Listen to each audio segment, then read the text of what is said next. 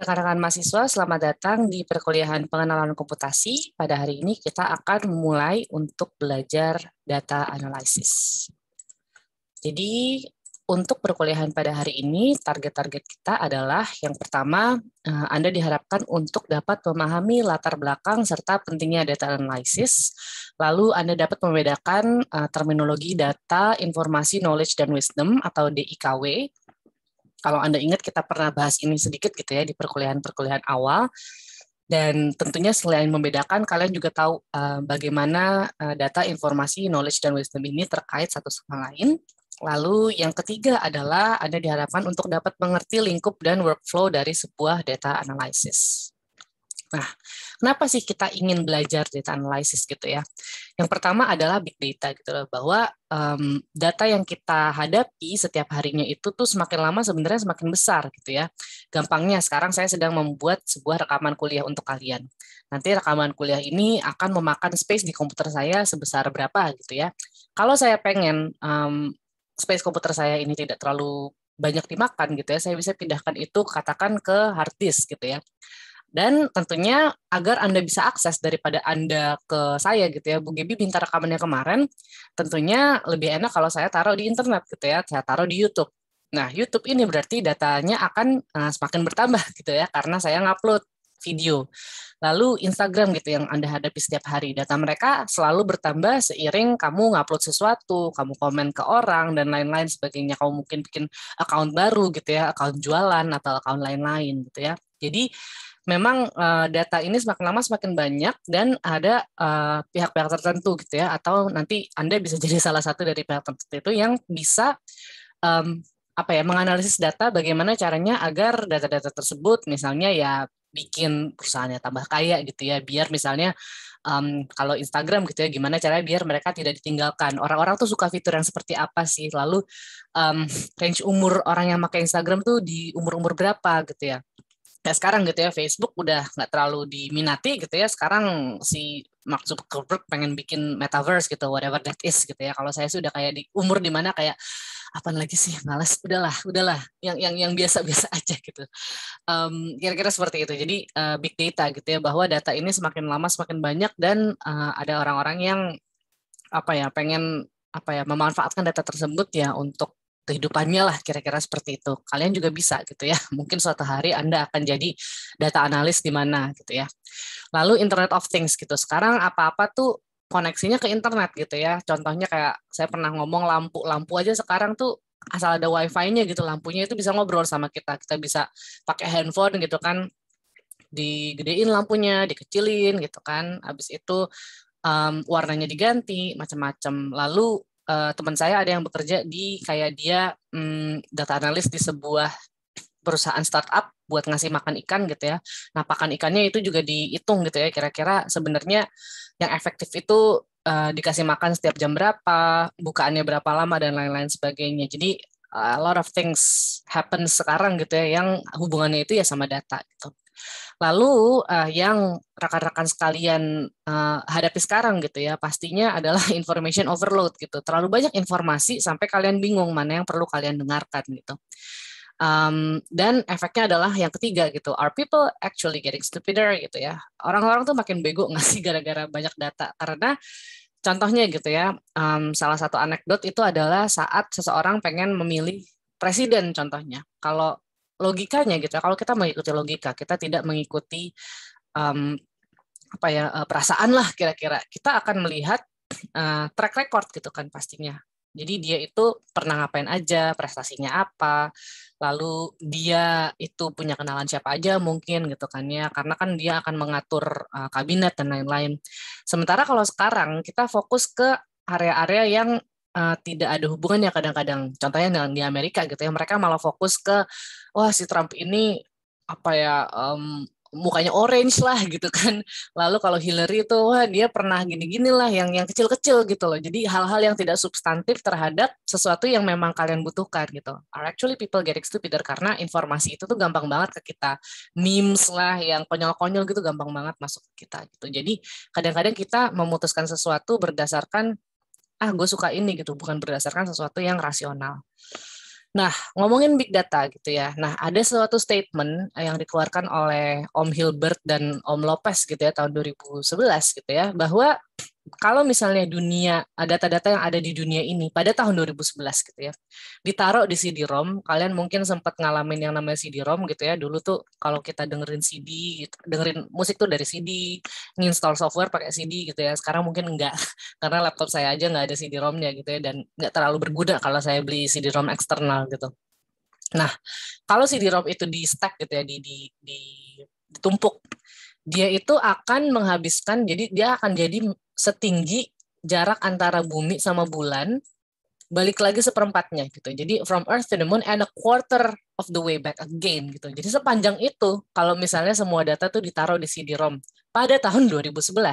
Bagaimana 2020? Pada tahun 2010 IDC ya, IDC juga saya nggak tahu itu apa ya, nanti bisa dicari. But anyway, tahun 2010 dia bilang bahwa tahun 2020 the digital universe will reach 40 zettabytes gitu. 40 zettabytes itu adalah 40 trillion gigabytes of data. Yang 5.200 gigabyte of data itu ada di setiap orang di bumi. Dan saya nggak kaget gitu. Kenapa? Karena saya sendiri kemarin baru selesai S3 gitu ya. Dan data yang saya gunakan gitu ya untuk selama saya S3 itu 2 tera lebih gitu. Jadi pas dibilang 5,2 tera ya, 5.200 giga kan berarti 5,2 tera. Itu saya kayak, oh nggak sebanyak itu ternyata 5.200 giga gitu ya. Jadi dan itu beneran terjadi gitu ya by 2020. Itu belum lagi data-data yang saya pakai di, katakan dulu kan saya main Facebook gitu kan, di Instagram gitu kan, di saya punya apalah blog ini kayak YouTube gitu kan, itu kan data-data saya juga. So no wonder gitu ya, dan hebat sekali dia bisa memprediksi itu sejak tahun 2010 gitu. Lalu IoT gitu ya, Internet of Things gitu. Untuk ada website-website tertentu gitu ya yang dia bisa lihat gitu berapa pemakaian per hari. Ini pada tahun 2009 aja adalah 2.400 petabytes per day. Nah, peta ini tuh jadi mungkin saya tunjukkan ini ya kayak satuan-satuan dari internet itu apa aja, sebentar ya. Sorry. Oke, ini. Ya, jadi kalian udah tahu byte gitu ya, lalu ada kilobyte, megabyte, gigabyte, terabyte yang tadi kita ngomongin. Jadi petabyte itu adalah 1.000 kali dari si terabyte lagi gitu ya. Jadi itulah kira-kira kurang lebih sebanyak itu ya. Jadi itulah data-data yang kita gunakan setiap hari di Google. Itu 2009 ya, jadi sekarang udah lebih banyak lagi saya yakin. Lalu Facebook itu 2009 2,5 petabytes. eBay kalau di sini mungkin nggak terlalu banyak yang pakai eBay ya, tapi kalau di UK paling nggak kemarin itu saya apa-apa nyarinya di eBay gitu. Jadi eBay itu website buat nyari barang bekas sih sebenarnya. Itu 6,5 petabytes. Itu data-data yang kita gunakan ya, web, sosial media, dan network. Nah, untuk scientific data, scientific instruments gitu ya, kalian tahu Large Hadron Collider gitu ya, mungkin teman-teman ada yang tahu di sini di CERN gitu, dia apa sih untuk tahu apa sih kalau nggak salah dark matter atau apa gitu, pokoknya saya pernah baca-baca tapi udah lupa. Nah, tapi intinya si Large Hadron Collider itu dia membutuhkan data sebesar 22 petabytes pada tahun 2012 gitu ya. Nah, lalu ada juga Square Kilometer Array, ini bahkan dia itu 10 pangkat 18 bytes per day. Ya, kira-kira itu berapa banyak gitu ya. Jadi ini data-data apa ya namanya ya, data-data yang dibutuhkan dari si array tersebut gitu ya, Square Kilometer Array. Untuk apa ya? Untuk data-data saintifik lah utamanya. Saya juga belum sempat cari-cari dua data ini apa, silahkan cari-cari ya kalau penasaran gitu. Tapi CERN ini terkenal banget sih, dia ada di Swiss gitu ya. Saya waktu itu hampir pernah pengen ke sana, cuman nggak ada waktunya gitu.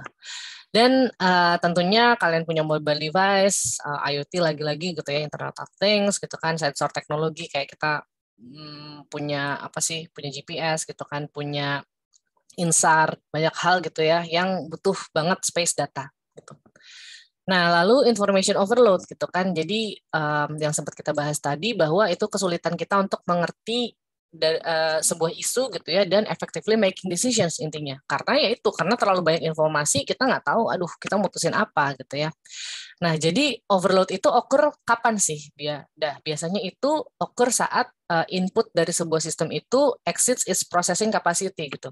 Jadi kita ini kan sebenarnya processing capacity-nya ya dalam tanda kutip segitu-segitu aja gitu ya.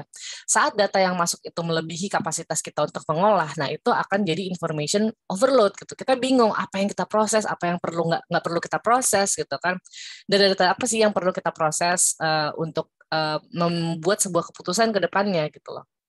Nah, jadi hati-hati banget sama yang namanya information overload gitu. Jadi kalau misalnya kalian pengen tahu sesuatu gitu, nanti gampangnya kalian akan membuat tugas akhir contohnya. Nah, informasi apa yang perlu kalian serap dan apa yang tidak perlu kalian serap. Karena kalau kalian semuanya kalian baca, nanti kalian stres gitu. Kalian akan overload. Kalian nggak akan tahu kalian akan memutuskan apa.